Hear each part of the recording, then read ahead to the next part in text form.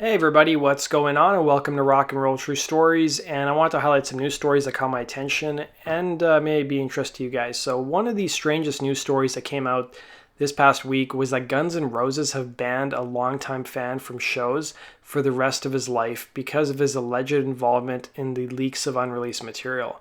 So over the past month and a half, there's been about basically dozens and dozens of songs from 1999 to 2001 that have leaked online that were supposedly done during the Chinese democracy years.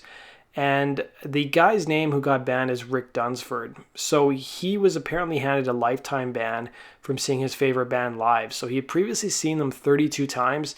He went to the Wichita, Kansas show they played this week, where Locomotive was played live for the first time in 27 years. And according to various press sources, Dunsford was escorted off the premises while waiting in line to attend their show in Kansas for allegedly leaking unreleased material that the band recorded in the late 90s and early 2000s. So he posted on his Facebook page and even gave a recent interview where he said, about 2.5 months ago, I drove to Virginia. He's originally from, I think, Alabama or Mississippi. And there was a storage locker that belonged to Tom Zutaut. And Tom Zutaut was the former Geffen A&R guy who discovered Guns N' Roses and signed them in 1986. And then he was brought back to help Axl finish Chinese Democracy in 2000, 2001.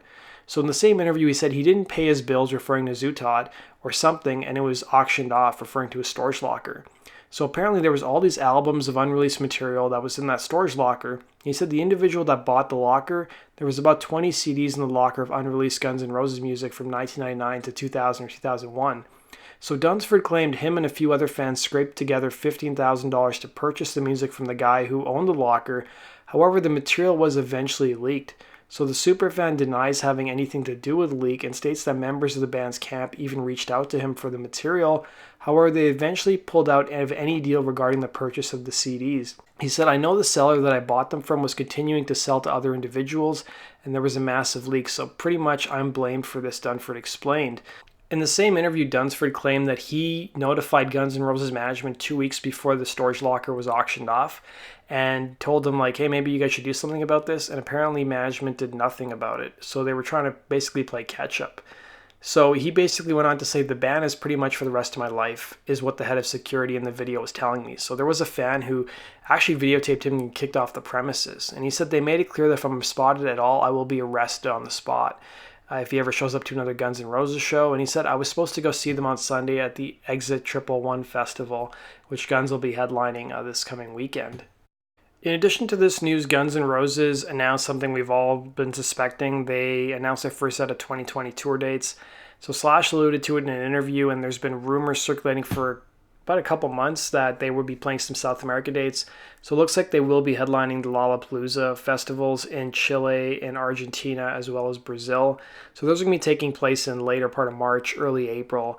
And I wouldn't be surprised if they add more South America dates. I mean, it's expensive to fly all the way down there and all that equipment. Why not play some one-off shows, which they can easily sell out as well?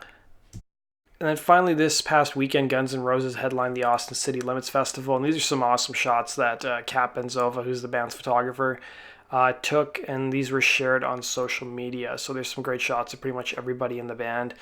And it was funny because Fernando posted something about them playing the Austin City Limits Festival, but he posted the wrong picture. It was a picture of the Louder Than Life Festival. And apparently he must have gotten wind of it because I covered it. And he corrected it and apologized to fans for putting the wrong photo up.